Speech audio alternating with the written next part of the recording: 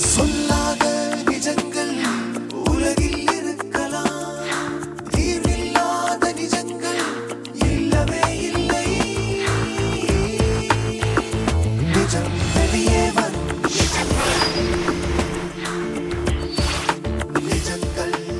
வணக்கம். நிஜங்கள்.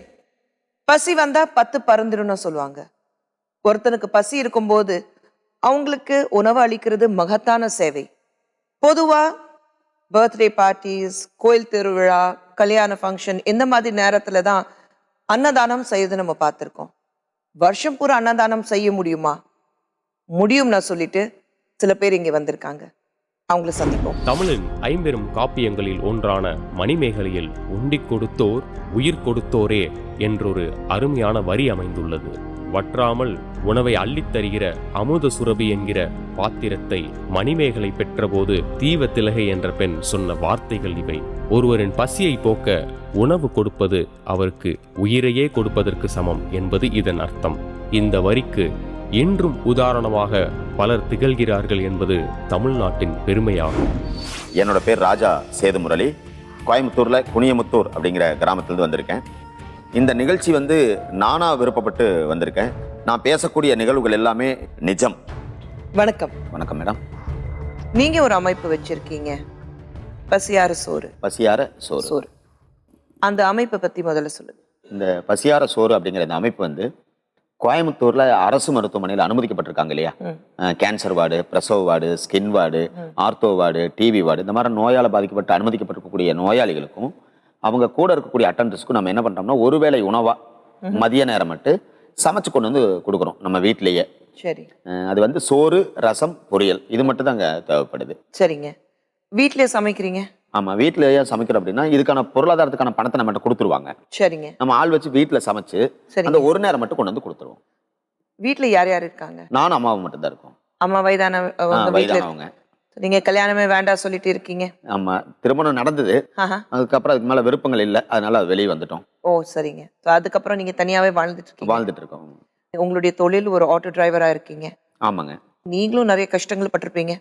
நிறைய இருக்கு. ஸோ சின்ன வயசுல இருந்து சொல்லுங்க. இப்போ நான் ஆரம்பத்துல பார்த்தோம்னா வீட்டுல அப்பா பொறுப்பு இல்லை. சரிங்க. அவர் ரொம்ப குடி, வீட்டை கவனிக்க மாட்டாரு, வீட்டுக்கு வர மாட்டாரு, வீட்டுக்கு செலவுக்கு தர மாட்டாரு. இந்த மாதிரி சூழ்நிலை தான் அதிகமா இருந்தது. சரி. கூட பிறந்தவங்க மொத்தம் 5 பேர் வீட்டுல, எல்லாமே சின்ன சின்னதா இருப்போம். நீங்க தான் மூத்த வர? நான் கடைசி. எனக்கு கடைசி. ஆமா. ஓகே.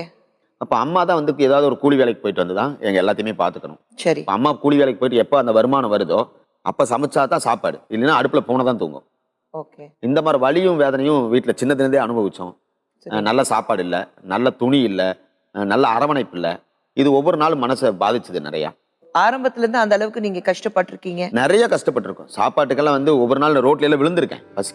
பசியில விழுந்திருக்கேன் கீழே. அந்த வலி நிறைய துடிச்சிருக்கேன். பள்ளிக்கூட சாப்பாடு கிடைச்சா போதும், மதிய நேரத்துல அதை சாப்பிட்டா போதும்னு சொல்லி எல்லாம் இதுக்காகவே ஸ்கூலுக்கு ஓடி இருக்கேன்.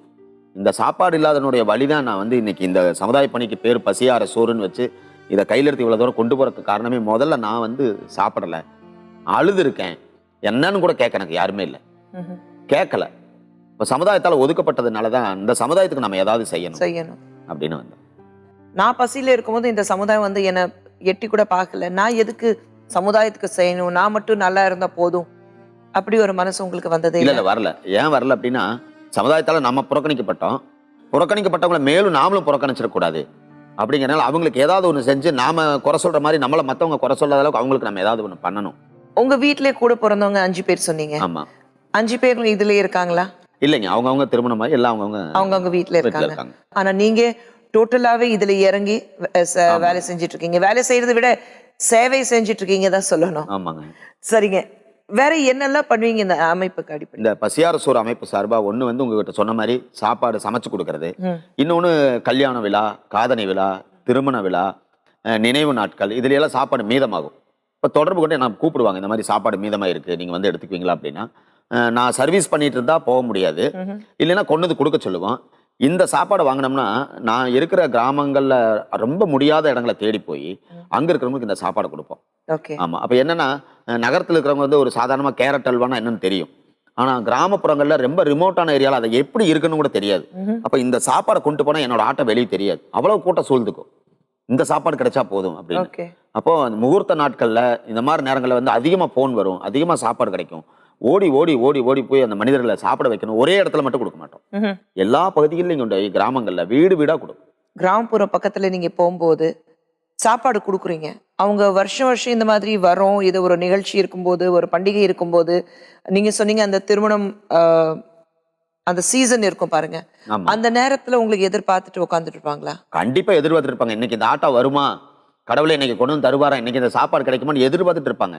ஒவ்வொரு கிராமங்கள்லையும் ம்ஹும். இந்த சோறு, பசியார சோறுங்கிற இந்த ஆட்டோ போனாலே ஓடி வந்துருவான் பாத்திரத்தை தூக்கிட்டு. ஆனா இன்னைக்கு எனக்கு என்ன கொடுக்க போறீங்க அப்படின்னு அத்தனை பேர்த்த நிக்க வச்சு அதுல போட்டு குடுக்கல இருக்கக்கூடிய சந்தோஷம், அதுல இருக்கக்கூடிய மன நிறைவு இது வரைக்கும் எனக்கு வேற எதுலையும் கிடைக்கல. ஜிஹெச்ல இந்த சாப்பாடு கொண்டு போய் கொடுக்குறீங்க, நீங்க வீட்ல சமைச்சது சாப்பாடு எடுத்துட்டு போய் கொடுக்குறீங்க. இல்ல அங்க நம்ம யாருக்கு கொடுக்குறோம்னா நோயால பாதிக்கப்பட்டு அனுமதிக்கப்பட்டிருப்பாங்க இல்லையா, ஆமாங்க. அவங்க கூட இருக்கிற அட்டெண்டன்ஸ் கூட இருப்பாங்க. Attendance-க்கு. இந்த நோயாளிக்கு அரசு மருத்துவமனையே ஓரளவுக்கான சாப்பாடு கிடைக்கும். சில நேரம் அதுவும் பத்தாம போகும். ம். அப்ப நாம கொண்டு போகையில் என்னன்னா கோயம்புத்தூர், சேலம், திருச்சி, திருவண்ணாமலை, ஒவ்வொரு ஊர்ல இருந்து வந்து அங்க அட்மிட் ஆயிருப்பாங்க. அங்க கிழக்கு எது மேற்கு எதுன்னு யாருக்கும் தெரியாது. ஆமா. அப்ப வரும்போது ஒரு 15 நாள்ல நம்ம டிஸ்சார்ஜ் ஆகி வீட்டுக்கு போயிடுவோம்னு வருவாங்க. 3 மாசம், 6 மாசம், 1 வருஷம், 2 வருஷம், 3 வருஷம் வரைக்கும் அட்மிட் ஆகணும். அப்பா. ஆமா. அப்போ ஒரு நாளைக்கு குறைஞ்சது 250 ரூபா கையில வேணும். கையில காசு இருக்காது. யார் கொடுக்க போறா? டீ சாப்பிடணும், 3 நேரம் கடையில சாப்பிடணும், கையில செலவுக்கு தேவைப்படும். இப்ப இருக்காது. இப்ப இந்த மாதிரி சாப்பாடை கொண்டு போய் கொடுக்கும்போது காலையில கொண்டு போய் நம்ம கொடுக்கறது 11 மணிக்கு, அதை மதியம் சாப்பிட்டு நைட்டும் சாப்பிட்டு தண்ணி ஊற்றி வச்சு காலையில சாப்பிடுவாங்க. அந்த வலி அங்க அதிகமா இருக்கும். பார்த்து பார்த்து பார்த்து பார்த்து ஒரு நாளும் இந்த சமுதாய பணி செய்யும்போது அழுகாம நான் சமுதாய பணி செஞ்சதே கிடையாது. அப்போ ஒருத்தருக்கு நீங்க சாப்பாடு கொடுக்குறீங்கன்னா அது இவ்வளவுதான் கொடுப்பீங்களா, இல்ல குறைஞ்சபட்சம் 2 பேர் அதுல நாம சேர்ந்து? கொடுக்குற சாப்பாடு அவங்க ஒரு பக்கெட்ல வாங்கிக்குவாங்க. ஓகே. பக்கெட் இல்லாதவங்க பாலித்தீன் கவர்ல வாங்கிக்குவாங்க. பாலித்தீன் கவர் இல்லாதவங்க துண்டுலையும் சேலையோட முந்தானையில வாங்கிட்டு ஓடுவாங்க. அது 3 நேரத்துக்கு வரும் அந்த சாப்பாடு. அந்த அளவுக்கு போடுறீங்க. அந்த அளவுக்கு சாப்பாடு போட்டு கொடுத்துருவோம். நம்ம தான் கேட்போமே, கூட யார் இருக்காங்கன்னா இன்னைக்கு எங்க கூட 2 பேர் வந்திருக்காங்க, நானும் எங்க வீட்டுக்காரர் மட்டும் இருக்கோம், குழந்தைக்கு கூட வந்திருக்காங்க, லீவ்ல பார்க்க வந்திருக்காங்க, அவங்களுக்கும் கொஞ்சம் சேர்த்தி கொடுங்கன்னு கேட்பாங்க. இப்போ நாம Okay. போட்டு கொடுத்தா வாங்கிட்டு போயிடுவாங்க. இந்த சேவை செய்யும் போது வீட்ல அம்மா என்ன சொல்றாங்க? அம்மா வந்து என்னன்னா ஆறுதலும் உற்சாகமும் அதிகமாக கொடுப்பாங்க. ஆஹா. ஏன்னா நம்ம அனுபவிச்சோம்டா, மரவள்ளி கோலங்க தோலை மட்டும் சாப்பிட்டு நம்ம வாழ்ந்திருக்கோம், நம்ம அனுபவிச்சிருக்கோம்டா, அதனால இந்த வழி எனக்கு என்னன்னு தெரியுது, இன்னும் நிறைய பண்ணு, இன்னும் நல்லாவே பண்ணு அப்படிங்குவாங்க. சாப்பாடு இல்லாமல் நாம வீட்டுக்குள்ள எந்த இடத்துல படுத்து சுருண்டமோ அந்த வீட்டுக்குள்ள இன்னைக்கு என் தலைமைக்கு பக்கத்தில் பார்த்தா அரிசியா இருக்கும், பருப்பா இருக்கும், காய்கறியா இருக்கும், எல்லாமே வந்து சேர்ந்துட்டே இருக்கும். யாருக்காவது செய்யறதுக்கு இப்படியெல்லாம் மனிதர்கள் வந்து கொடுத்துட்டே இருக்காங்க. இவங்க வாங்கி கொடுக்கறவங்க மறுபடியும் ஒரு அமைப்புல இருந்து வந்து கொடுப்பாங்களா, இல்ல தனிப்பட்ட முறையில அவங்களை இஷ்டப்பட்டு இல்ல கொடுப்பாங்களா? தனிப்பட்ட முறையில சிலர் வந்து பொருளாதாரமாகவும் கொடுத்துருவாங்க, ஆஹா. சிலர் நம்ம கேட்குற பொருளாகவும் வாங்கி கொடுத்துருவாங்க. ஓகே. ஆமா. ஸோ இப்போ உங்களுடைய அமைப்பு இது கோவையில ரொம்ப ஃபேமஸான அமைப்பு. ஆமாங்க. ஆனா உங்களுடைய தொழில் ஒரு ஆட்டோ டிரைவரா இருக்கும்போது சில நேரத்துல உங்களுக்கு அந்த நெருக்கடி இருக்கா, நம்மளால தொழில் செய்ய முடியல? ஏன்னா மத்தியான நேரத்துல கிட்டத்தட்ட 2ல இருந்து 3 மணி நேரம் நீங்க இதுல தான் இருக்கீங்க. ஆமாங்க. அப்புறம் சாப்பாடு கிராம பக்கம் எடுத்துட்டு போகணும், நீங்க சொன்னீங்க உங்க ஆட்டோல தான் போகுது. ஆமா. அப்படி இருக்கும்போது உங்க தொழில் பாதிக்குதா? இல்ல என்னன்னா சில நேரம் ஆட்டோக்கு டீசல் அடிச்சு கொடுத்துருவாங்க. ஓகே. இது எப்படின்னா நான் ஆட்டோல போயிட்டு இருப்பேன், திடீர்னு சம்மந்தமே இருக்காது, யாருன்னு தெரியாது, சிக்னல் நின்றப்ப வந்து பார்த்துட்டு உங்களை பத்தி கேள்விப்பட்டிருக்கேன், இந்தாங்க என்னோட சார்பா 200 ரூபாய், இந்தாங்க டீசல் அடிச்சுக்கங்க, ஏதாவது ஒரு செலவுக்கு பயன்படுத்துங்க. இந்த மாதிரி மனிதர்கள் நிறைய பேர்த்தோட உதவி நமக்கு கூடவே இருக்கு. ஆஹா. காவல்துறையில வேலை செய்யறவங்க உதவுறாங்க, சரி. டாக்டரா இருக்கிறவங்க உதவுறாங்க, காட்டு வேலைக்கு போறவங்க, கட்டட வேலைக்கு போறவங்க, துப்புரவு பணியாளர், இந்த மாதிரி இருக்கிறவங்க கடைகோடி மனிதர்கள் எல்லாமே நம்ம கூட வந்து உதவியா நிறைய பேர் இருக்காங்க. அதனால நமக்கு இது வந்து ஒரு பக்கபலமா இருக்கு, செய்யறதுக்கு ஒரு தூண்டுதலாகவும் இருக்கு. உங்க கூட இன்னும் 2 பேர் வந்திருக்கிறாங்க. ஆமாங்க. உங்க அமைப்புல வேலை பார்த்துட்டு ஆமாங்க. இருக்காங்க. அவங்களை கூப்பிடணும்னு ஆசைப்படுறேன். ஐயப்பன், கணேசன் வாங்க. வணக்கம். வணக்கம். நீங்க 2 பேரும் இந்த அமைப்புல இருக்கீங்க, வேலை பார்த்துட்டு இருக்கீங்க. ஆமாம். ஃபுல் டைம் இதுலயே இருக்கிறீங்களா இல்ல? இல்லைம்மா, ஆ. நாங்கள் இவர் வந்து எனக்கு பால்ய சிநேகிதர். ஓகே. சின்ன ஸ்கூலில் என் தம்பி கூட இவர் படித்தவர், இவருக்கு மேலே 2 வயசு பெரியவன் நான். ஓகே. அந்த வகையில் இவர் எனக்கு நண்பர். ஆஹா. அப்போ அந்த டைமில் நான் வேலை செஞ்சுட்டு இருக்கும்போது அவர் 20 வருஷமாக செஞ்சுட்டு இருக்காரு, ஆமா. நான் ஒரு 12 வருஷமாக தான் நான் இதில் இணைச்சிக்கிட்டேன். சரி. ஏன்னா என்னுடைய நண்பர் ஒருத்தருக்கு பிளட்டு தேவைப்பட்டுச்சு, அவர் நிறைய பிளட் சர்வீஸ் எல்லாம் பண்ணிட்டு இருந்தார். அது ஒரு பக்கம் இருக்கா, பிளட் டொனேஷன் எல்லாம்? பிளட் சர்வீஸ் பண்ணிட்டு இருந்தாரு. அப்போ அதில் போய் நான் பிளட்டுக்காக போனேன். போகும்போது அப்புறம் இந்த மாதிரி சின்ன சின்ன காரியங்கள் பண்ணிட்டு இருந்தாரு, என்னையும் நான் அப்படியே இணைச்சிக்கிட்டேன், அப்படியே போயிட்டு இருக்குது. நீங்க நான் வந்து ஹேர் கட் கடை வச்சுருக்கேங்க. ஹேர் சரிங்க. கட் கடை சரிங்க. வச்சுருக்கேன். நிறைய விஷயங்கள் பண்ணணும் அப்படின்னு சொல்லி ஒரு காலத்தில் ஆசைப்பட்டேங்க. சரி. அப்போது எப்படி பண்ணணும் அப்படிங்கிற ஒரு விஷயம் தெரியாமல் இருந்தது. அப்போ அண்ணன் வந்து பழக்கமானாருங்க, கடைக்கு வந்து பழக்கமானார். அப்படி இருக்க பட்சத்தில் இந்த மாதிரி ராஜா சேது முரளிங்கிறவங்க நிறையா ஹெல்ப்பு பண்ணிகிட்ருக்காங்க வெளியே, ஆதரவு இல்லாமல் இருக்கிறவங்களுக்கு. ம். நம்மளால் முடிஞ்சது கைகோர்த்து சில விஷயங்கள் பண்ணலாம் அப்படின்னு சொல்லி சொன்னாருங்க. சரி, எந்த மாதிரினா பண்ணலாம் அப்படின்னு சொல்லி யோசனை பண்ணிட்டு இருக்கும்போது, இந்த மாதிரி சில ஆசிரமங்கள் வந்து ரொம்ப வறுமையில் நடத்திட்டு இருக்காங்க, அவங்களுக்கு சப்போர்ட்டிவ் பண்ணலாம். ஒரு சில ஆசிரமத்திலேருந்து வந்து அண்ணனுக்கு வந்து அழைப்பு வருங்க. அப்போ அழைப்பு வரும்போது எங்களால் முடிஞ்சது இந்த ஊருக்குள்ளே, நாங்கள் இருக்கிற ஏரியாவுக்குள்ளே ஃப்ரெண்ட்ஸ் சர்க்கிளு, எனக்கு வந்த எங்கூட இருக்கிற கஸ்டமர் சர்க்கிளு, இவங்ககிட்ட எல்லாம் கலெக்ஷன் பண்ணி மாதமான ஒரு 20,000 25,000 மதிப்புள்ள பொருள்லாம் அனுப்பிச்சி விட்ருந்தேங்க. அப்போ சில ஆசிரமங்கள் வந்து நாங்கள் அதை அவாய்ட் பண்ணிட்டோம். சில விஷயங்கள் தவறாக நடக்கிறதுனால அதை அவாய்ட் பண்ணிவிட்டு, சரி நம்ம வந்து சொந்தமாக செய்யலாம். அதுக்கப்புறம் வந்து பார்த்திங்கன்னா ஒரு டீம் ஒன்று ஃபார்ம் பண்ணலாம் அப்படின்னு சொல்லி ஒரு 10 பேர் கொண்ட ஒரு குழுவாக அண்ணன் தலைமையில் ஆரம்பிச்சிங்க. அப்போது முதல் டைம் ஒரு 3 ஸ்டூடெண்ட்டுக்கு கல்வி உதவித்தொகையாக எங்களால் முடிஞ்ச ஒரு விஷயத்தை செஞ்சோம். அப்போ 3 போய் 30 ஆகி, அதுக்கப்புறம் 60 ஆகி, 100 ஆகி, இப்போது 200 ஸ்டூடெண்ட் வருஷத்துக்கு ஒருக்கா 200 ஸ்டூடெண்ட்டுக்கு இப்போ கொடுக்குற அளவுக்கு கடவுள் கொண்டு வந்து வச்சுருக்காருங்க. 200 ஸ்டூடெண்ட்ஸ்க்கு நீங்கள் ஹெல்ப் பண்ணிட்டு இருக்கீங்க. எந்த வகையில்? மேடம் ஏற்கனவே சொன்னது அந்த சோறு ஒரு பக்கம், ஆமா, அண்ணன் சொன்ன மாதிரி பிளட் ஒரு பக்கம். பிளட் ஒரு பக்கம்னா முதல்ல அதுல வருவோம். அந்த பிளட் பேங்க் நீங்க வந்து எல்லாரும் கலெக்ட் பண்ணி பிளட் டொனேஷன் பண்ணுவீங்களா? இல்ல மேடம், யாராவதுக்கு வந்து பிளட் தேவைப்படும், அட்மிட் ஆயிருப்பாங்க. சரிங்க. இப்போ வந்து ஓ பாசிட்டிவ் வேணும், இந்த மாதிரி யாராவது இந்த டோனர் இருந்தால் சொல்லுங்கன்னா நாம என்ன பண்ணுவோம், நம்ம நண்பர்கள் சர்க்கிளில் கூப்பிட்டு யாராவது ஓ பாசிட்டிவ் டோனர் இருக்காங்களான்னு கேட்போம். இருக்காங்கன்னு சொன்னால் அந்த டோனரை அனுப்பிச்சு வைப்போம். ஓகே. அங்கே அவங்க பிளட் கொடுத்துட்டு வந்துருவாங்க. ஓகே. இது ஒரு பக்கம் இந்த சர்வீஸ் போயிட்டு இருக்கு. இப்போ தம்பி சொன்ன மாதிரி இந்த படிக்கிற விஷயம் அப்படின்னு பார்த்தோம்னா, கவர்மெண்ட் ஸ்கூலில் படிக்கணும், 10th படிக்கிறவங்களா இருக்கணும், அதில் முழுக்க பெண் குழந்தையா இருக்கணும். ஓகே. ஆமாம், அதை வந்து தேர்வு பண்ணுவோம். எப்படி தேர்வு பண்ணால் தலைமை ஆசிரியரும் வகுப்பாசிரியரும் இந்த திவ்யா அப்படிங்கிற இந்த குழந்தை படிக்கும், இதுக்கு நோட்டு புக்கு தேவைப்படும், வீட்டில் அப்பா இல்லை அம்மா இல்லை கஷ்டப்படுற குழந்தை, ஆனால் நல்லா படிக்கிற குழந்தைன்னு சொல்லுவாங்க. இப்படி தேர்வு பண்ணால் ஒரு ஸ்கூலுக்கு 5 குழந்தை கிடைக்கும். ஓகே. கிட்டத்தட்ட கிராமங்களில் போய் 22 26 ஸ்கூலை செலக்ட் பண்ணி ஒவ்வொரு ஸ்கூல்லேருந்து 5 குழந்தைகளை தேர்வு பண்ணால் கிட்டத்தட்ட 150 200 குழந்தை தேர்வு பண்ணிடுவோம். ஒரு குழந்தைக்கு ஓராண்டு கல்விக்கு கம்ப்ளீட்டா அலிலப்பர்ல இருந்து, ஸ்கூல் பேக்ல இருந்து, யூனிஃபார்ம்ல இருந்து, எரேசர்ல இருந்து, நோட்டு புக்கு பேனா பென்சில் அத்தனையுமே தரமானதை வாங்கி கொடுத்துருவோம். கிட்டத்தட்ட 1600 ரூபா 1700 ஒரு குழந்தைக்கு வந்துடும். இதை வாங்கி கொடுத்துட்டு வருஷம் முழுவதும் அந்த குழந்தைய ஃபாலோ பண்ணுவோம். ஓகே. 500க்கு 500 நீ மதிப்பெண் எடு, நல்லா படிக்கணும், நீ முதல் இடத்துக்கு வரணும் அப்படின்னு சொல்லி அந்த குழந்தைய தூண்டுதலா இருக்கும். எத்தனை பசங்க இந்த மாதிரி படிச்சுட்டு இருக்காங்க? இது வரைக்கும் 10 ஆண்டுகள் தாண்டி போயிருச்சு படிப்பு விஷயம். 1500 தாண்டிட்டோம். இப்போ வர்ற ஜூன் மாசம் படிக்க வைக்கிறதுக்கான வேலை இப்போ இறங்கிட்டோம். நிறைய பசங்க படிப்பு முடிச்சுட்டு வேலையில சேர்ந்திருப்பாங்க. ஆமாங்க. அவங்க மறுபடியும் உங்களை வந்து பாக்குறது உண்டா? சிலருடைய தொடர்புகள் இருக்கு. அன்னைக்கு நீங்க நோட் புக்கு உதவி செஞ்சீங்க, நான் இன்னைக்கு படிக்கிறேன், என் தம்பிக்கு வாங்கி கொடுத்தீங்க, இன்னைக்கு நான் நல்ல நிலைமைக்கு இருக்கிறேன். உதாரணத்துக்கு சந்தோஷம் ஒருத்தர் இருக்காரு. சரிங்க. கோயம்புத்தூர்ல. சரிங்க. பானிபூரி கடையில பிளேட் கழுவுற வேலைக்கு போனான். ஓ. அதுக்கடுத்து சைக்கிள் போய் கீரையா வித்தான் அந்த சந்தோஷ். அவன் வறுமை, அப்பா இல்லை அம்மா தான் இருந்தாங்க. தன்னுடைய தம்பிக்கு நோட்டு புக் வாங்க முடியல. அப்ப கணேஷ் சொல்லி கேள்விப்பட்டு வீட்டை போய் பார்த்து நம்ம தான் நோட்டு புக் வாங்கி கொடுத்தோம். ஓகே. இன்னைக்கு அந்த தம்பி ஓரளவுக்கு படிச்சுட்டான். அந்த கஷ்டப்பட்டு பானிபூரி தட்ட கழுவுன சந்தோஷ் இன்னைக்கு இந்திய விண்வெளி ஆராய்ச்சி கழகத்தில் வேலை செய்யறாப்ல. அடேங்கப்பா, ரொம்ப சந்தோஷமா. அவர் இப்ப நமக்கு உதவி செய்யறாரு. 5000 ரூபாய் கொடுக்குறாரு நோட்டு புக். ஆனா அன்னைக்கு என் தம்பிக்கு கொடுத்தீங்க, இன்னைக்கு நான் தர்றேன், என் நண்பர்கள்ட்ட எல்லாம் உங்களுக்கு வாங்கி தரேன் அப்படின்னு இந்த மாதிரி நிறைய உதவிகள் நமக்கு நிறைய உதவிகள் வருது. நிறைய பெண்கள், கர்ப்பிணி பெண்களுக்கும் நீங்க பிரசவம் ஆனதுக்கு அப்புறமும் உதவி பண்ணிட்டு இருக்கீங்க. அது என்ன பண்ணிட்டு இருக்கீங்க? இப்போ கோயம்புத்தூர்ல கவர்மெண்ட் ஹாஸ்பிட்டல், இல்லைன்னா கோயம்புத்தூர் அவுட்டர்ல இருக்கக்கூடிய கிராம சுகாதார ஆஸ்பத்திரி. சரிங்க. இங்க ஹாஸ்பிட்டல் போய் நம்ம குழு சார்பா என்ன பண்ணுவோம் அப்படின்னா, இங்க நிறைமாத கர்ப்பிணியா இருந்து குழந்தை டெலிவரி ஆயிருக்கிறது யார், இல்ல ஆக போறது யார் அப்படின்னா அவங்க சொல்லுவாங்க. நாளைக்கு காலையில வந்து கனகலட்சுமின்னு ஒரு பொண்ணு டிஸ்சார்ஜ் ஆக போகுதுங்க அப்படின்னா அங்கே போய் பார்த்தோம்னா கனகலட்சுமி கூட இன்னும் 2-3 பேர் இருப்பாங்க டிஸ்சார்ஜ் ஆகி போறதுக்கு. ஒரு 4 பேர் டிஸ்சார்ஜ் ஆகுறாங்கன்னா இதுல யார் ரொம்ப கஷ்டத்தில் இருக்கா அப்படின்னு பார்த்தா ஒரு பொண்ணை தேர்வு பண்ணுவோம். இப்போ 20 நாளைக்கு முன்னாடி பூங்கொடின்னு ஒரு பொண்ணை தேர்வு பண்ணோம். அந்த பூங்கொடிக்கு ஏற்கனவே 6 வயசுல ஒரு பையன் இருக்கான். சரி. 2வது குழந்தைக்கு கன்சீவ் ஆகி ஒரே மாசத்துல வீட்டுக்காரி இறந்துட்டாரு. வீடு வந்து அன்னூர் பக்கத்துல கரிச்சிபாளையம் அப்படிங்கிற கிராமம். சரிங்க. அவளோட அப்பாவும் இறந்துட்டாரு. அப்ப வீட்டுல இப்ப ஒரே ஒரு பொண்ணு கூட, அம்மா ஏற்கனவே 6 வயசுல பையன், 2வது குழந்தை ஆஸ்பத்திரியில் அட்மிட் ஆகி பெண் குழந்தை பிறந்தாச்சு. இப்போ இந்த மாதிரி வறுமையில் இருக்கிறது யார் அப்படின்னு பார்த்தா அந்த அன்னைக்கு அந்த பூங்கொடி தான் செலக்ட் பண்ணுறோம். டிஸ்சார்ஜ் ஆகி வெளியே வரும்போது பச்சோடம்பா இருக்கிற அந்த தாய்க்கும் அந்த பச்சிளம் குழந்தைக்கும் நல்ல உணவு வேணும். ஒரு 6 மாசமாவது வேலைக்கு போக முடியாது உடம்பு வச்சுட்டு. Yeah. அப்போ அம்மா வேலைக்கு போய் தான் பார்க்கணும். அப்போ அந்த குடும்பத்துக்கு என்ன பண்றோம் அப்படின்னா, கண்ணன் டிபார்ட்மெண்ட் மளிகை பொருள், தரமான மளிகை பொருள், நல்ல மளிகை பொருளா வாங்கி 2750 ரூபாய்க்கு அப்படியே கொடுத்துறது.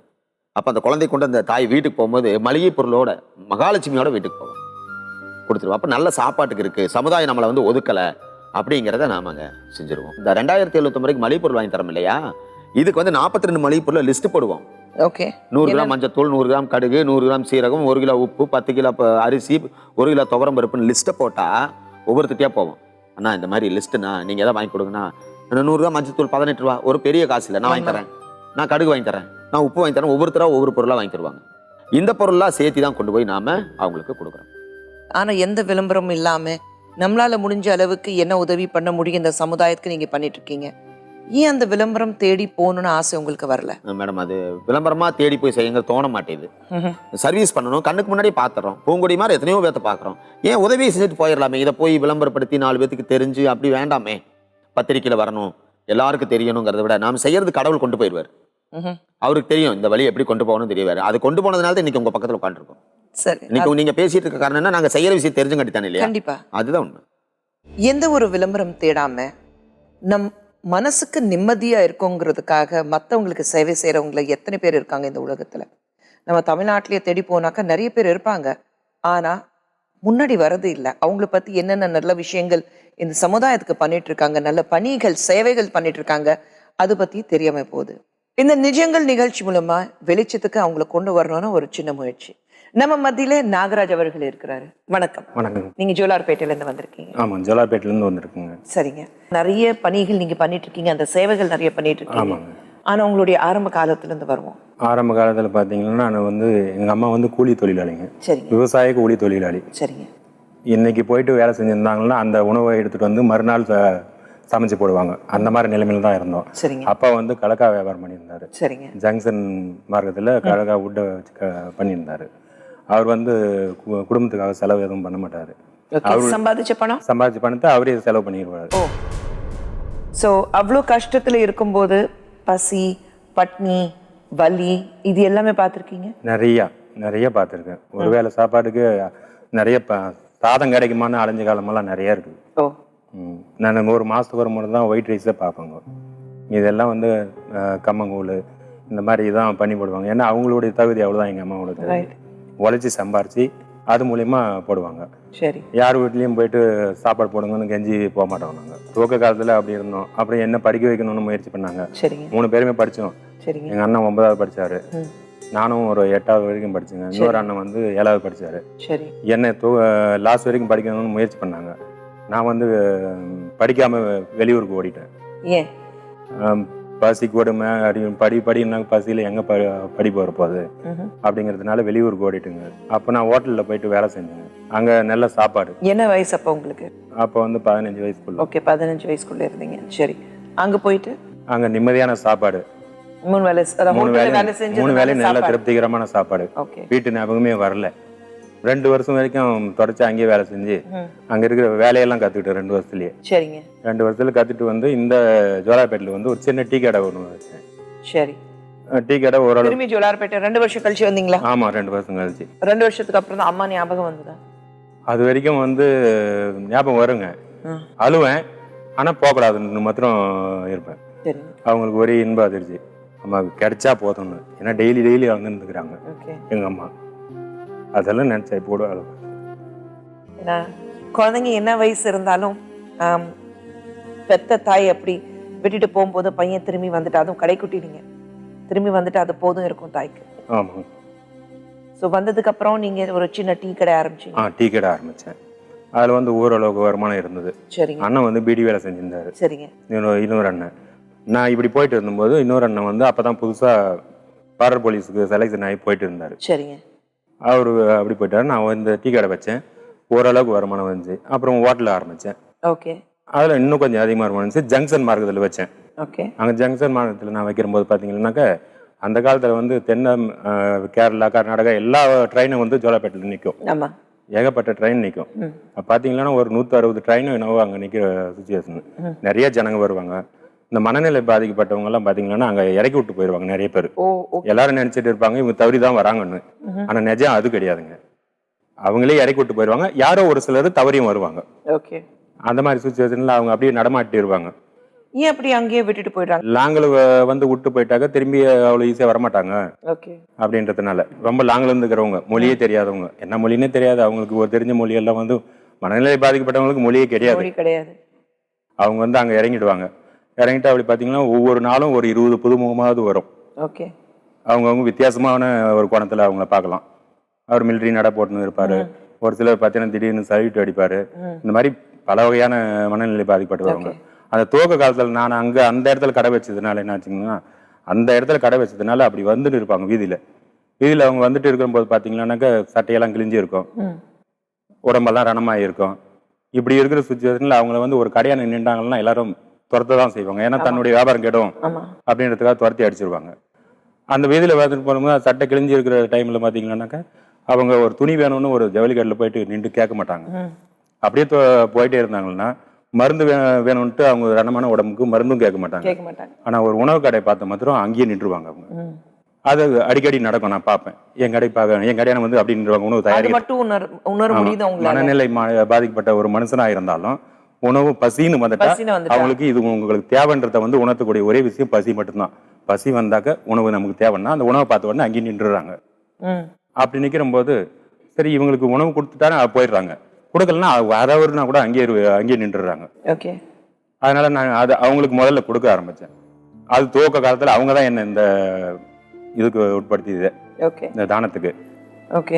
அப்புறம் பாத்தீங்கன்னா அப்படியே ஒரு படி அந்த பள்ளியில் படிக்கும் மாணவர்கள் பாத்தீங்கன்னா பசிக்காக நம்ம அடிபாட்டுமே அப்படின்றதுனால பசின்னு இருந்தக்க அவங்களுக்கு ஆப்ரேட்ல சாப்பாடு.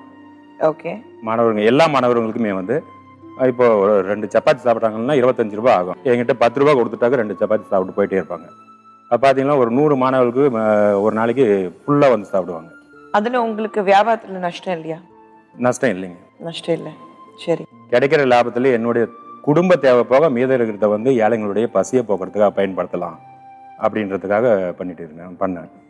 மாணவர்களுக்கு நீங்கள் வருஷம் வருஷம் நிறைய உதவி வேற பண்ணிட்டு இருக்கீங்க. மாவட்ட லெவல்ல ஒரு மாணவர் வந்து முதல் இடம் பிடிக்கிறவங்களுக்கு வந்து 50,000 ரூபாய் டொனேஷன், அதாவது பள்ளி கல்வித்துறை அதிகாரிகள் மூலியமா கொடுத்துருக்கேன். ஓ, தட்ஸ் வெரி நைஸ். அடுத்தது பார்த்தீங்கன்னா மாணவர்களுக்கு ஒவ்வொரு மாசமும் வந்து 500 பேனா வாங்கிக்குவேன்.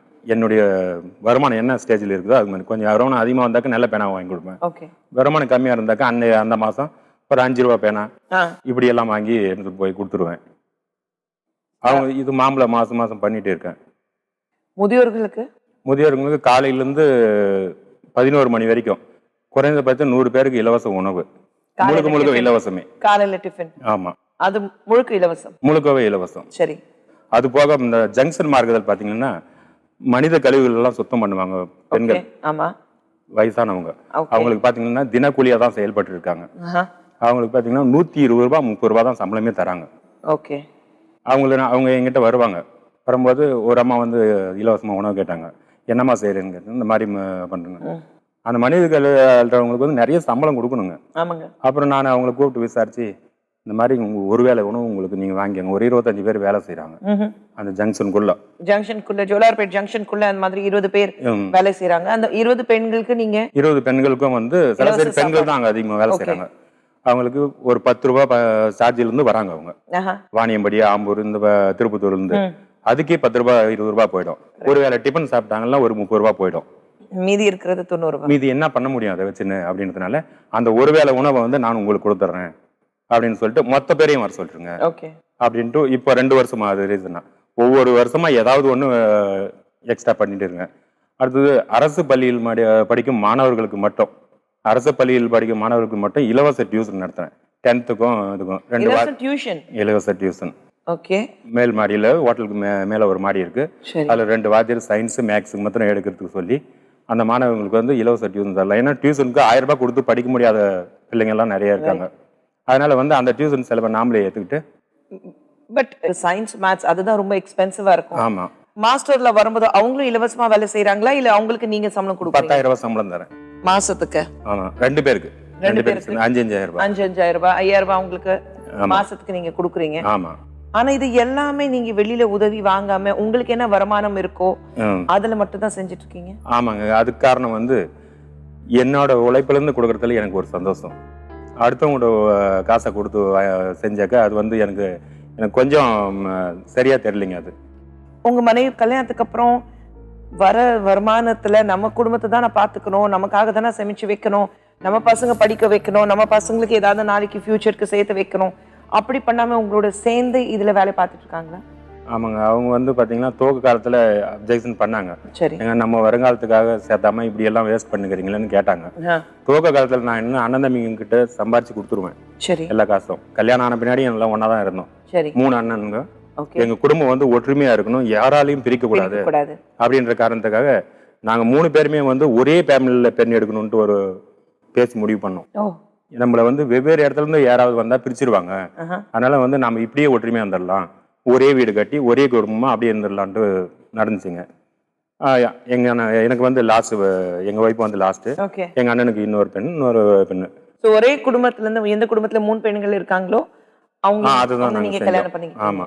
ஓகே. ஒவ்வொரு வருஷம் டிஃபரெண்ட்ல. ரைட். பட் நீங்க சொன்னீங்க ஆரம்பத்துல உங்க மனைவிக்கு இதுல கொஞ்சம் உடன்பாடு இல்லாம இருந்தது. ஆமாங்க. அப்புறம் எப்படி அவங்கள சம்மதிக்க வச்சீங்க? துவக்கத்துல பாத்தீங்கன்னா நான் வந்து கம்மி காசு கொடுப்பேன் வீட்டுக்கு சம்பாதிக்கிறதுல. இன்னொரு அண்ணன் இன்னொரு தாள் ஹோட்டல் வச்சுங்க இல்லையா, இன்னொரு ஹோட்டல் வச்சோம். அவருக்கு புள்ள எதுவும் வேஸ்ட் பண்ண மாட்டாரு. என்ன மாதிரி எடுத்துட்டு போயிட்டு முழுசா தருவாரு. அவரும் மிலிட்டரிக்காரரும் கரெக்டா சம்பளத்தை அனுப்பிச்சிருவாரு. காலப்போக்கில் நான் நிறைய கொடுக்காம நிறுத்திட்டேன். நிறைய தேவைகள் எனக்கு இங்க கொடுக்கறதுக்கு தேவைப்படுதுன்ட்டு அது அப்படி அவங்களுக்கு 2 பசங்க ஆச்சு. அதுல எங்க அண்ணி ஒருத்தர் மாத்திரம் சொன்னாங்க, இந்த மாதிரி வேஸ்ட் பண்ணியிருந்தாக்க எதிர்காலத்துக்கு என்ன இருக்கு, நீங்க இப்படி பண்ணிட்டு இருக்கீங்களே அப்படின்ற போது அவங்களுடைய எண்ணத்தை நான் புரிஞ்சுக்கிட்டேன். நான் என்ன சொன்னேன், என்னால உங்களுக்கு இந்த மாதிரி ஒரு எண்ணம் ஏற்பட்டுச்சுருந்தாக்க அவங்க வருமானத்தை அவங்கவுங்க என்னன்னாலும் பண்ணிக்கோங்க. எனக்கு வந்து பிள்ளைங்களுக்கு நல்ல தரமான கல்வியை தரணும், அவங்களுடைய சுய முயற்சியால அவங்க சொந்த காலில் நிற்கணும், அது மட்டும் தான் நான் சேர்த்து வைக்கிற சொத்து அவங்களுக்கு. அதனால வந்து நான் எதுவுமே சேர்த்து வைக்க மாட்டேன், இப்படிதான் பண்ணுவேன் அப்படின்னு ஆணித்தரமா சொல்லிட்டேன். நான் சொன்னதவே எக்ஸாம்பிள் எடுத்துன்னா அவங்க அப்படியே தனித்தனி பண்ணிட்டாங்க.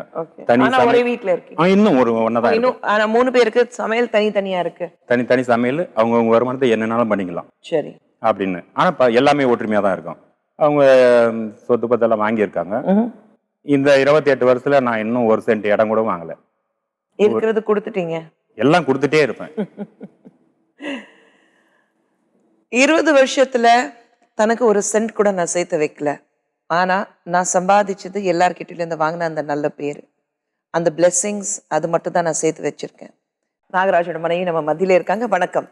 சுஜாதா நாகராஜ் கிட்ட பேசும்போது ஒரு விஷயத்த சொன்னாரு. ஆரம்பத்துல இருந்து கல்யாணம் ஆன புதுசுல நீங்களும் கொஞ்சம் சொன்னீங்க, நம்ம குடும்பத்துக்கு எதுவுமே சேர்த்து வைக்கலைன்னா எப்படிங்க. ரொம்ப இன்ட்ரெஸ்டிங்கான விஷயம் என்னன்னா, 3 அண்ணனுங்க ஒரே குடும்பத்துல இருந்து 3 பெண்கள் எடுத்திருக்காங்க. உங்க வீட்டுல நீங்களே கடைக்குட்டி. அப்படி இருக்கும்போது ஓரளவுக்கு வசதியோட வாழ்ந்தீங்களா? இல்ல, நாங்களும் ஓரளவுக்கு. ஓகே, அவ்வளவுதான். சரிங்க. ரொம்ப வசதியெல்லாம் இல்லை, நாங்களும் கொஞ்சம் ஏழ்மையில இருந்து தான் வந்திருக்கோம். சரிங்க. நாகராஜ் கல்யாணம் பண்ணிக்கும் போது இவ்வளோ கஷ்டத்துல வெளியில வந்திருக்காரு, கஷ்டப்பட்டு இன்னைக்கு ஒரு நிலைமைக்கு வந்திருக்காரு. அப்படியெல்லாம் உங்களுக்கு எல்லா விஷயங்கள் சொன்னாரா? எல்லாமே தெரியும். எல்லாமே தெரியும். 15 வயசுல வீட்டு விட்டு ஓடி போய் எல்லாமே சொல்லியிருக்காரு. ரைட். நமக்கு இது கிடைக்கல, ஆனா சமுதாயத்துக்கு திரும்பி கொடுக்கணும், நம்மளால முடிஞ்ச அளவுக்கு ஏதாவது செய்யணும்னு சொல்லும்போது உங்களுக்கு ஒரு மனைவியாக கண்டிப்பாக என் குடும்பத்துக்கு நான் ஏதாவது சேர்த்து வைக்கணும்னு தோணும். உங்களுக்கு எப்படி இருந்தது? இல்ல, அவரு சொல்லும்போது நல்லது செய்யும்போது அதை நம்ம துணையா தான் இருக்கணும். அதனால நானும் இன்னும் அதிகமா செய்யணும்னு தான் அவங்கள உற்சாகம் கொடுக்குவேன். ஆரம்பத்துல நீங்க சொன்னீங்க நாகராஜ் அவங்களுக்கு இதுல கொஞ்சம் உடன்பாடு இல்லாம இருந்தது. முதல்ல இல்லைங்க. அப்புறம் எனக்கு பாராட்டுதல் நிறைய பேர் பாராட்டிட்டு போவாங்க. சரிங்க. மாசத்துல குறைஞ்சபட்சம் பாத்தீங்கன்னா ஒரு 50-60 பேருக்கு என்னை பார்த்து போட்டோ எடுக்கிறது, கை கொடுக்கறது, அப்புறம் பாத்தீங்கன்னா நிறைய விஷயங்கள் பண்ணுவாங்க. அதை பார்த்து அந்த அதுவும் ஒரு விதமான மயக்கம்னு தான் சொல்லலாம். கண்டிப்பா. அந்த இதுக்கு இவங்க இருக்கிற போது இவங்களையும் பாராட்டுவாங்க. ஓகே. அதுக்கப்புறம் இவங்க ஃபுல்லாக என்னை விட அதிகமாக சப்போர்ட் பண்ண ஆரம்பிச்சிட்டாங்க. போதுங்க, இதுவே போதும், பரவாயில்ல, நீங்கள் இது செய்யுங்க, நான் டிஎன்பிசி படித்து எதனா வேலைக்கு போகிறேன், முழுசாக நான் வேலை இப்போ எதனா சேர்ந்தாக்க அது மூலிமா நான் என்னுடைய நீங்கள் முழுசாகவே சேவையை அதை ஈடுபட்டுக்கங்க, என் வருமானத்தை வச்சு பசங்களை காப்பாற்றிக்கிறேன் அப்படின்னு முயற்சி பண்ணாங்க ஒரு 2 வருஷம். ஓகே. அது படிக்கிறதுக்கு வரும்போது ஒன்றும் சக்ஸஸ் பண்ண முடியல. ஓகே 300 மார்க்கு ஒரு 240 ஓகே இப்படி தான் எடுத்தாங்க. ஓரளவுக்கு நல்லா படிப்பாங்க. சரின்ட்டு அதுக்கப்புறம் நான் விளக்கமாக சொன்னேன், நமக்கு சேர்த்து வைக்கிற சொத்தை வந்து பசங்க தான்மா, அந்த பசங்களுக்கு நல்ல கல்வியை கொடுத்தா போதும், வேற எதுவுமே நமக்கு தேவையில்ல, எதுவும் நம்ம எடுத்துகிட்டு போக போகிறதில்ல, இந்த பிறப்புக்கும் இறப்புக்கும் இடையில இருக்கிற நேரத்தை வந்து ஒரு நல்ல நேரமாக பயன்படுத்திக்கலாம் அப்படின்னு சொன்னதும் புரிஞ்சுக்கிட்டாங்க. போக போக துவக்கம் மாத்திரம்தான், மீதி முக்கால்வாசி டைம் முழுக்க ஈடுபாடு அதிகமாகிடுச்சு இவங்களுக்கும். பசங்க என்ன பண்ணிட்டு இருக்காங்க?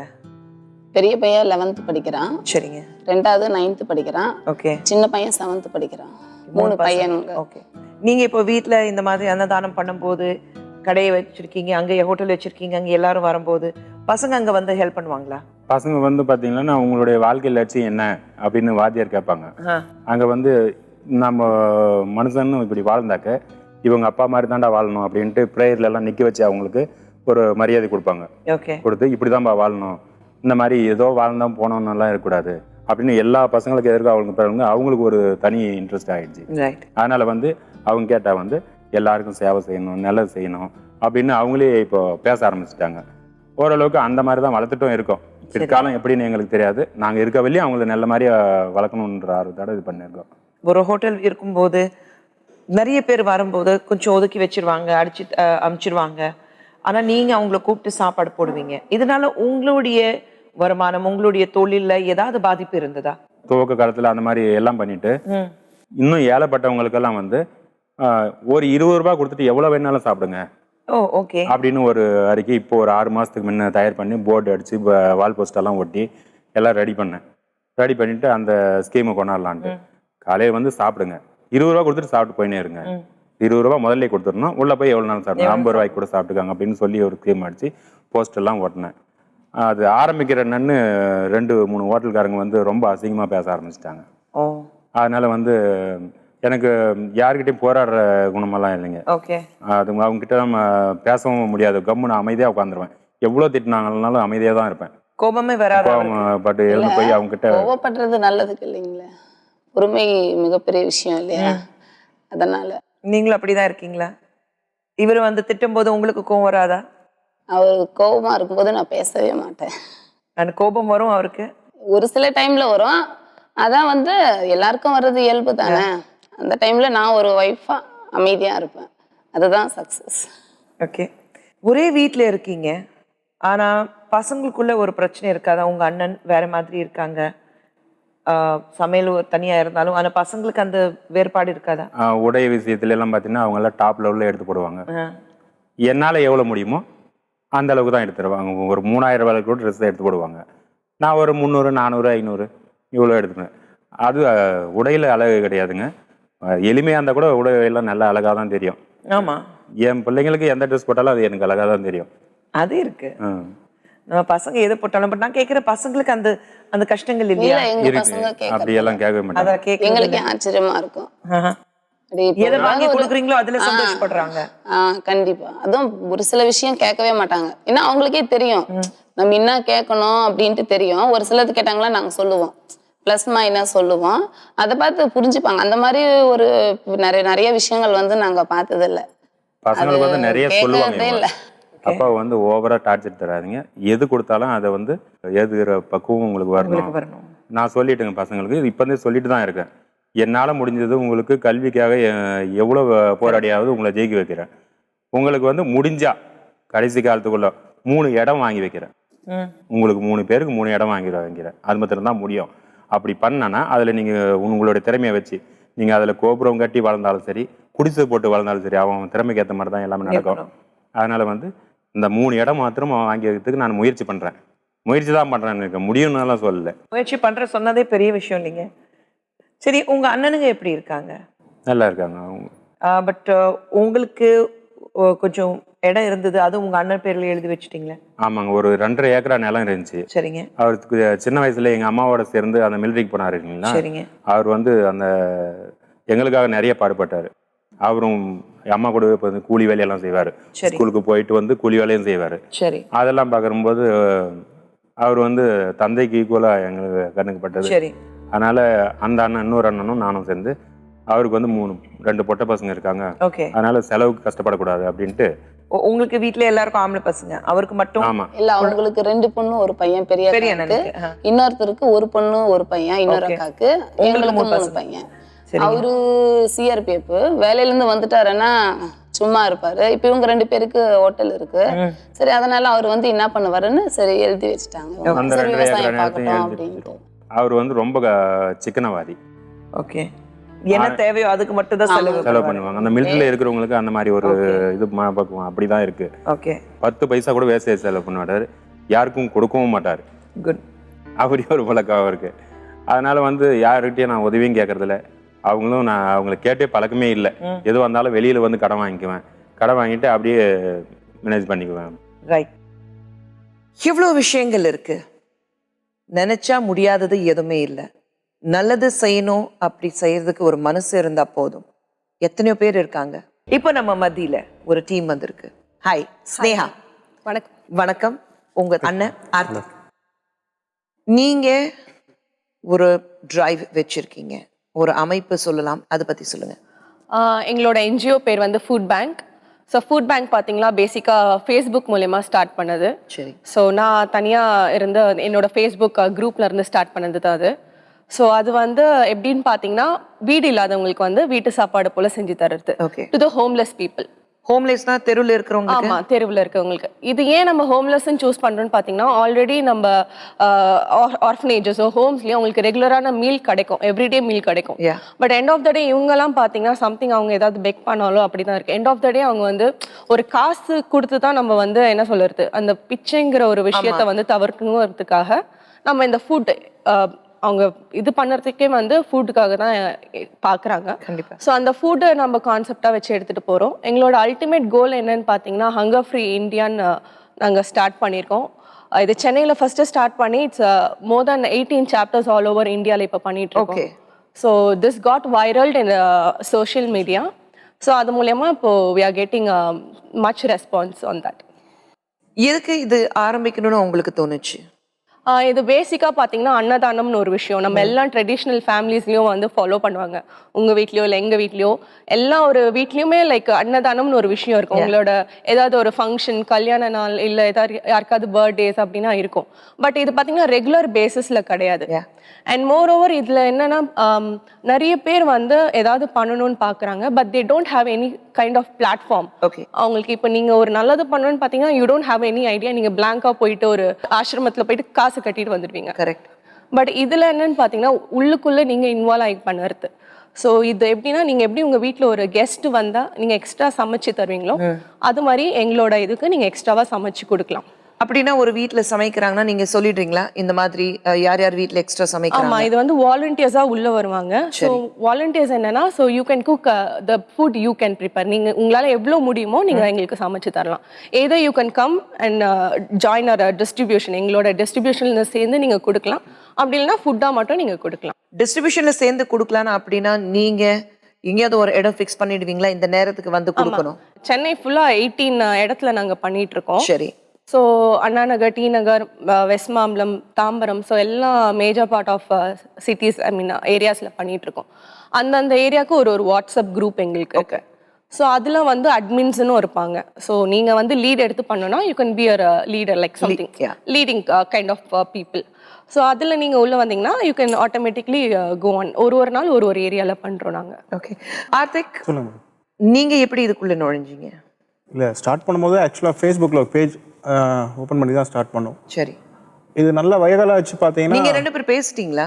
இது பண்றேன், இது பண்ண போறோம்? இல்ல, இது சும்மா நம்ம ஆரம்பிச்சது தான். இது நாங்க ஆக்சுவலா ஒரு என்ஜிஓ கான்செப்ட் போலயே நாங்க ஆரம்பிக்கல. ஓகே. சோ ஏதோ நம்ம ஃப்ரீ டைம்ஸ்லயும் நம்ம பண்ணலாம். நம்ம வந்து இப்ப வீட்ல ஆல்ரெடி பண்ணிட்டு இருக்கோம். எங்க சின்ன வயசுல இருந்தே எங்க வீட்ல பண்ற ஒரு விஷயம் வந்து சோ ஃபேஸ்புக் மூலமா நம்ம இந்த ட்ரெண்டுக்கு ஏத்த போல நம்ம யங்ஸ்டர்ஸ் எப்படி டார்கெட் பண்ணலாங்கும் போது என்னோட அக்கௌண்ட்ல இருந்து ஆரம்பிச்சது. அப்புறம் வீட்ல சொன்னேன் இது மாதிரி நம்ம பண்ண போறோம் அப்படின்னு. ஓகே, தே சப்போர்ட்டட் மீ. அம்மா, அப்பா, அண்ணா. அதான் கேட்டேன், நீங்க அண்ணனுங்கிறது முறையில ஃபேஸ்புக்ல எதுக்கு உனக்கு தேவையில்லாத வேலை? இல்லை, அதான் மேடம். இப்போ ஃபேஸ்புக் பார்த்தீங்கன்னா சோஷியல் மீடியாவே எல்லாம் தப்பாக தான் யூஸ் பண்ணிட்டதுங்க. இது வந்து ஒரு நல்ல நல்ல ஒரு முயற்சி இது பண்ணது. இது பார்த்தீங்கன்னா இது எப்போ இது நல்லா வைரல் ஆச்சு பார்த்தீங்கன்னா 2 இயர்ஸ் முன்னாடி ஃப்ளட் வந்தது. அந்த டைம் தான் நல்லா ஃபுல்லாக வைரல் ஆச்சு. அப்போ வந்து நிறைய பேர் ஹெல்ப் பண்ணாங்க நம்ம இதில் வந்து வாலண்டியர்ஸும் அப்போ தான் நிறைய பேர் ஜாயின் பண்ண ஆரம்பிச்சாங்க எனக்கு தெரிஞ்சு.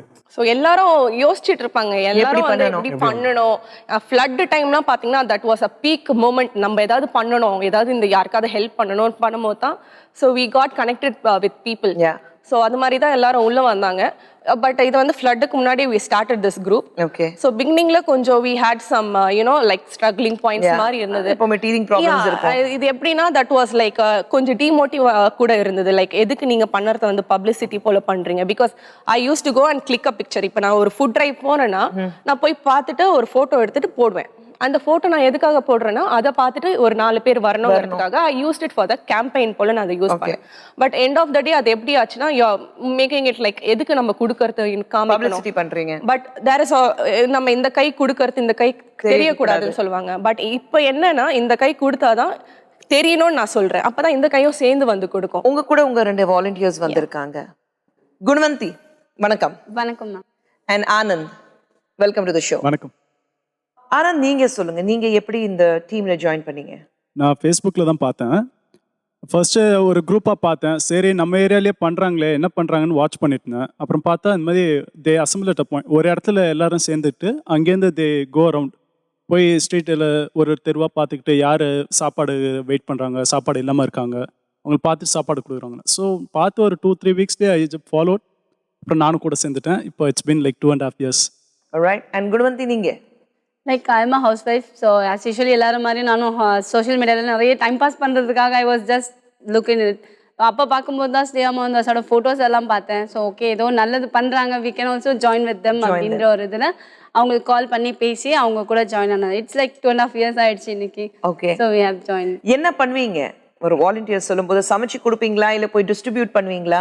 லைக் ஒரு ஏரியாவில் like we have a WhatsApp group. So இப்போ நான் டி நகர் சைதாப்பேட் அப்படின்னும் போது எங்களது தனியாக குரூப் இருக்கு. சரி. ஸோ அங்கே எத்தனை பேர் லைக் எப்படி வருவாங்க, வீக்லி ஒன்ஸ் டிரைவ் எவ்வளோ யார் எத்தனை வர போகிறாங்க அப்படின்னு கேட்டுட்டு லைக் என்னோட இதில் நான் என்னோட வீட்டிலேருந்து என் பங்குக்காக ஒரு 10 ஃபுட்டோ 15 ஃபுட்டோ என்னால் முடிஞ்சதை நான். நீங்க எக்ஸ்ட்ரா சமைப்பீங்க?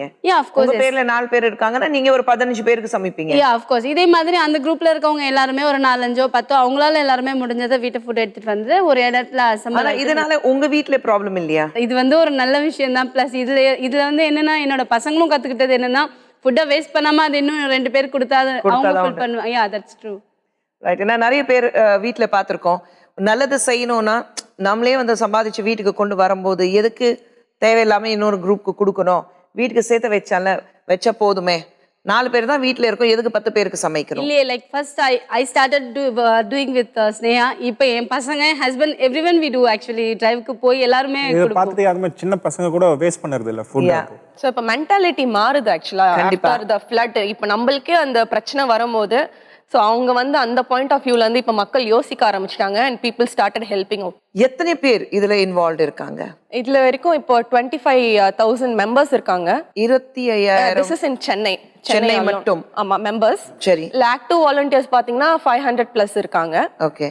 ஸோ இந்தியா முழுக்க வந்து we have other count actually. தமிழ்நாட்டில் வந்து இப்போ சேலம், திருச்சி, கோயம்புத்தூர் இது மாதிரி டிஸ்ட்ரிக்ட்ஸ்லயும் பண்ணிட்டு இருக்காங்க. இந்தியாவில் வந்து ஹைதராபாத், மும்பை, பூனே, நிசாமாபாத், ஃபரிதாபாத், டெல்லி, ஸோ இந்த மாதிரி ஏரியாஸ்லயும் பண்ணிட்டு இருக்காங்க. எல்லாமே பண்ணும்போது ஹங்கரி ஃப்ரீ இந்தியா அந்த ஒரு அந்த கான்செப்ட்ல தான் பண்ணிட்டு இருக்காங்க. ஒரே பேர் மெயின்டைன் பண்றீங்களா? ஆமா, ஃபுட் பேங்க் இந்தியா அது மட்டும் தான். ஸோ அந்த குரூப் கேட்ட போல அந்த சேஞ்ச் நேம் சேஞ்ச் மட்டும் இப்போ food bank Chennai, food bank Coimbatore.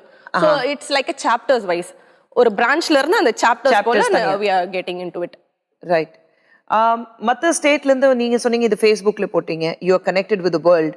அப்படி இருக்கும்போது மற்ற ஸ்டேட்ல இருந்து இம்மீடியட்டா உங்களுக்கு ஆதரவு வந்ததா? Of course. இது ஆக்சுவலாக அதுதான் சொன்னோம் இல்லையா, எல்லாருமே வந்து வெயிட் பண்ணிட்டு இருக்காங்க, ஏதாவது ஒரு நல்லது செய்யறதுக்கு வெயிட் பண்ணுறாங்கன்னு.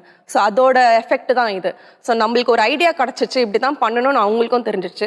So they just contact me, இது எப்படி பண்ணலான்னு. ஸோ நான் அப்படியே அந்த Facebook we have a WhatsApp group, எல்லா ஃபவுண்டர் மெம்பர்ஸும் அதில் இருக்கிறோம். வி யூஸ் டு எங்களோட சஜஷன்ஸ் அதில் ஷேர் பண்ணுவோம், ஐடியாஸ் வந்து கேட்டுப்போம். இப்போ நம்ம ஊருக்கு அவங்க ஊருக்கும் டிஃபர்ஸ் இருக்கும், அது எப்படி பண்ணலான்னு பேசுவோம். ஸோ அது ஆட்டோமேட்டிக்காக வில் பி கனெக்டட். நம்ம மதியிலே ஸ்னேகா ஆர்த்திக் மட்டும் இல்ல, நாகராஜ் அண்ட் ராஜா சேதுமுரளி வாங்க. ஸ்னேகா, அவங்க 2 பேரும் நீங்க பார்த்திருப்பீங்க. ஸ்னேகா, ஆர்த்திக், நாகராஜ், ராஜா சேதுமுரளி.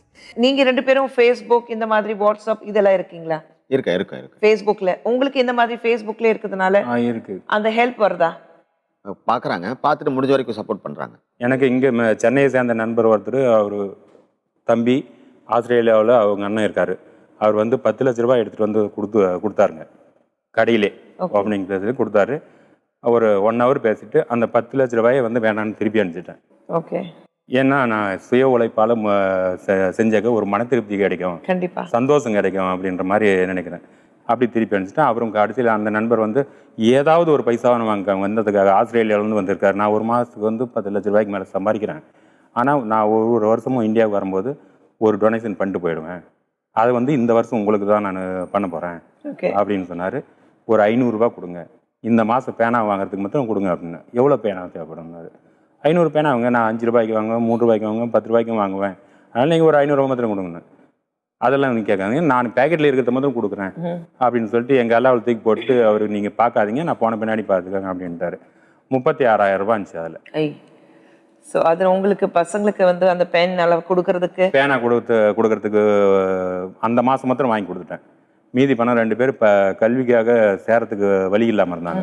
2 பிள்ளைங்களுக்கு அதை கொடுத்துட்டேன். ஸ்னேகா, இந்த மாதிரி நிறைய பேர் இருக்கும்.